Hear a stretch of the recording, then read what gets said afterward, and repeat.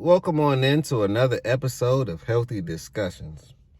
In today's topic, we're talking about credit cards and credit card delinquencies. Now, we know that the national debt is $33 trillion in debt. That's according to the United States. But credit cards, the reason why I wanted to talk about credit cards as well is the holiday seasons are coming up. Kwanzaa is coming up. Christmas is coming up. Thanksgiving is coming up.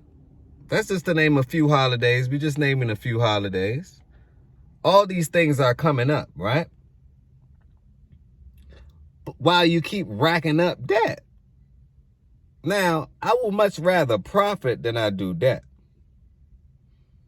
Once again, I will rather profit, or I would rather be the bank than ask the bank to loan me something. Smash that like button if you agree. But let Yahoo Finance tell you more about this credit card delinquency and what's going on with the credit card debt. New credit card delinquency rates have surpassed their pre-pandemic level. That's according to the Federal Reserve Bank of New York. Now, some banks like Wells Fargo have said the surge of card delinquencies could signal a possible U.S. recession. Yahoo Finance's David Hollerith has more on this story. And David, we've been watching this credit card debt continue to rise. Yes, it has. Rochelle, I guess the simple answer I would say here is that banks have been tightening lending standards for all loan categories. And they're clearly expecting things to get worse. The country's four largest lenders alone have increasingly been setting aside money for future loan losses. They've stashed away $13 billion for future losses so far this year. That's in Q1 and Q2. They stashed away $13 billion. So what that's telling me is that sometimes you got to move like the bank. Move like the bank. What are they doing? They're tightening up on lending, which means that they know the economy has to be something risky going on. So no, I cannot lend you as much as I could because based on the data, you may not be able to pay me back. But learn a lesson from how the big boys move. Okay, they're moving like that. You should move like that too. Another thing that you should do, not financial advice, but this is what I would do. Make sure that you're cash heavy. Because it's going to be deals in this lifetime that you probably won't ever see for another decade, 2 or 3. So this is the time to be cash heavy. Now the saying cash is king makes sense. Credit is queen. Yes, credit can move more around. The queen can move around the board. But ain't nothing like having that bag. There's nothing like having cash saying, hey, I don't have to worry about refinancing my house. I don't have to worry about getting out a loan. Nothing along that nature. So the point of it is, all I'm saying is this. You must learn the rules so you know how to play the game. Let me repeat. You have to learn the rules in order for you to be great at the game. For example, when you play Monopoly, when you playing any trivial game, what's the first thing you do? What is the first thing that you do? You read the rules. The rules are the laws of the land. Okay?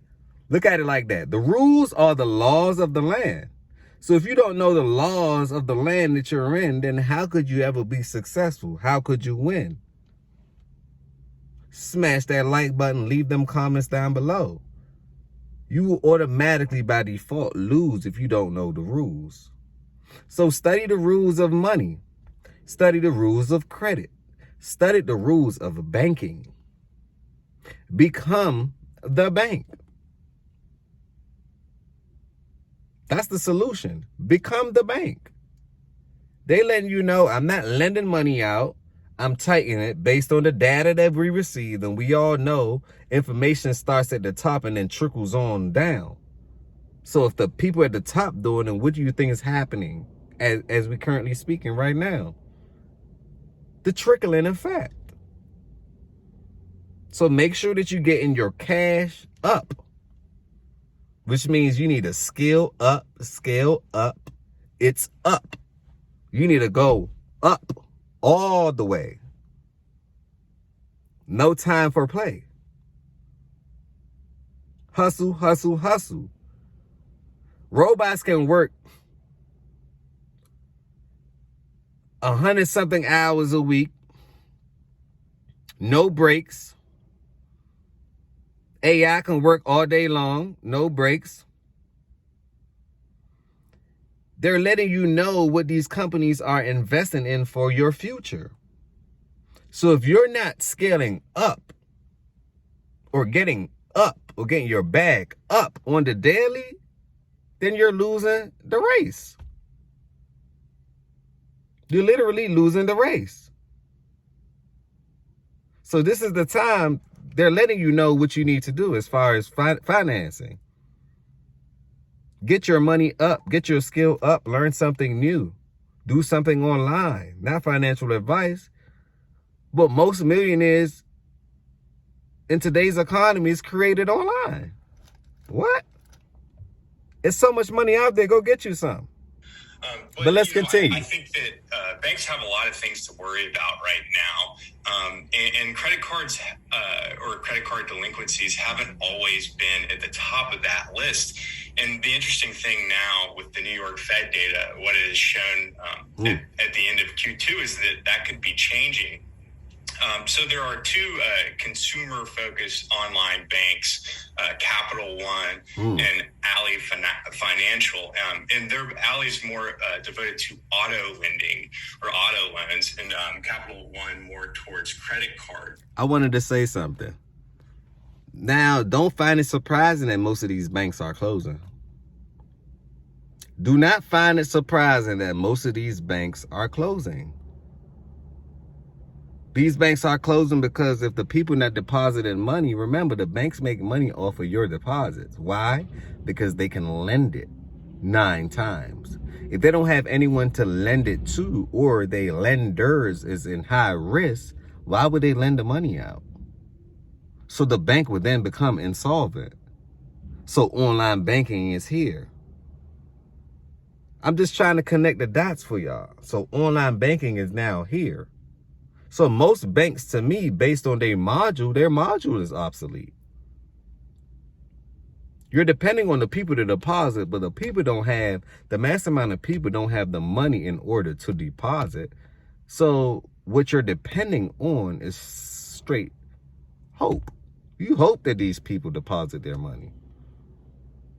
Most people have been taking their money out of the bank at a rate that's unbelievable. Skyrocketing rate. People are literally withdrawing their money from the banks because the integrity, to me, of the banks has been messed up.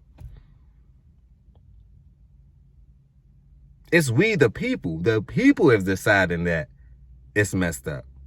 That's why you keep seeing strikes. See, the world don't strike or be rebellious. If things are right, they don't strike. When they see themselves with no hope, no light at the end of the tunnel, UAW strike, Casa Permanente strike, Hollywood strike. Hey, next week is going to be another strike. Because they want you to do more work, but they're paying you less. Or they're combining or doing company mergers, right? And dropping the workload on you. And if they messed up, guess who pay? The middle class. The rich don't pay for making mistakes. You know, they don't pay for making mistakes. That's offloaded onto the middle class. The people that's scared to make a mistake. Ain't that so funny? It's just the funny truth. But let's continue. Because we're talking about credit cards. People are using them to swipe left to right, right to left. Oh, it's time to let's use the credit card to get my points. Your points don't even matter if you're operating in a personal. Let me repeat. Your points does not matter if you're operating in your personal. Now, if you're operating in your business and you have your CPA, you have your financial advisors and stuff, then yeah, it may work for you. Maybe your Sky Miles, your Delta, all of these things. That makes sense. But you have to be spending an egregious amount of money. You have to be spending a large amount of money, or you have to be having the income of a large amount of money, because it's still someone else's credit card. So if you don't have the money to match the purchase, then you just fell victim to the credit card trap. I was ill-informed when I was younger. Oh, having credit, once you get credit, oh, everything is cool. No. That's half the story. Yes, you can use it as leverage, but if you don't have any income and major income coming in, it's no point of credit. It can save your day. It can kick the can down the road, but eventually you must face that. You know, and most of the people aren't buying what they want. They're buying what they need. So obviously, people are learning from their mistakes. That's why people are going to the bank.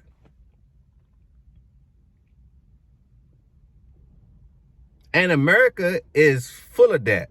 We $33 trillion in debt. So if you and I make money and the governing person over you is in debt, are you really making money? Because your constituents is saying that no matter how much money our people have, we are $33 trillion in debt. So the question is, how do you use debt to create an infinite wealth strategy, or how do you use debt to create profit? This is how my mind works. I just applied for a couple of affiliate links on funding. I'm going to be leaving those links down below because maybe you need to get you some funding, get you a nice business idea, right? And see what you can do with it. But I would advise people, look, if you cannot pay your funding based on your hard work, then you don't need to get funded at all. Just grind until you get there. Or if you don't have someone assisting you on how to spend and allocate your money, and someone that's obviously successful at doing this, that not just any random person, because ain't nobody gonna take care of your money better than you. So get someone that's an expertise in that area to multiply your money, to let you know what you need to do in order to either save on taxes and or to hit another bracket. Because the point of being rich is, I don't want to have to pay taxes. I'll be rich and still make about $72,000 a year after taxes. Pay yourself about that amount. So therefore, you're not paying. When you go to another tax bracket, it means you're making more, which means you're paying more. So if you can report that you're legally, this is all legally done now, making a set amount, you're paying yourself a set amount so you don't have to go into another bracket, by law, you winning. It's the difference if I have to pay, okay, I make, let's just say $100,000 a year, 30% goes to Sam. I get paid a cool $70,000 a year after taxes, right? Now I'm only paying X amount of taxes based on how much I'm making, rather than, let's just say, okay, you're making $150,000, $200,000, $300,000 a year. 30% of that, that's way more than $25,000 based on the $100,000 equation. Now you probably paying $100,000 in taxes. So who won, me or you? Can we talk about it? I just want to talk about it. Not financial advice though. But these are the benefits of being educated on finances. And yes, I'm going to be doing some more videos on financing because this is part of the educational platform. Smash that like button if you agree. Finance and crypto. Because these are instruments that you can use to get rich if you understand what's going on. At the end of the day, we all want to be rich. That's the goal, right? What are you doing to get there? But let's continue with these credit cards delinquencies. Don't be like most and going out to appease people that don't care about you. They're going to talk about you regardless. At least if they talking about you, make sure they paying you at the same time. That part. But let's continue. But bank analyst Dick Beauvais has actually changed or revoked his buy rating on both of those companies, sort of highlighting the trend of what's looked like increasing loan losses. And so going back to delinquencies, which you brought up, the situation here is that credit card balances have been increasing, and they're at a historical high right now, and they're a big indicator for delinquencies. And as we saw with Macy's too, higher balances can also mean lower revenues for companies as far as when they get paid on the credit card spending that happens at their retail locations. But so across the board, what we're seeing now is that these balances have risen and delinquencies are also starting to rise, and they're at 2019 levels. They're also coming off of what we would consider a pretty low base in 2021. So it's a situation where, it's a highly debated topic right now in terms of how important it is, at least for banks, in terms of all the other things they have to worry about. But I will point out, the interesting thing here is that obviously with student loan repayments coming in October, and also new it's already started coming out tomorrow, there are a lot of other economic indicators that could have spillover effects in terms of what consumers are able to do and how spending has changed. Just anecdotally, I'll also point out that, kind of a trend we've seen from the two largest banks, JP Morgan Chase and Bank of America, is that in past quarters, a theme that sort of has been the resilience of the consumer. And a lot of times this is talked about in terms of, how much money consumers have in their bank accounts, their checking accounts. Let's continue. Let me piggyback on that point of view. How much money does consumers have in their bank account? Mostly people saving bank accounts right now is dry and drained. If you didn't make profit or you don't have a sales business or anything, it's dry and it's drained. This is because interest rate and the cost of goods and things have increased. So yes, even if you had $1 million saved, you don't have $1 million saved anymore. Every day is losing value.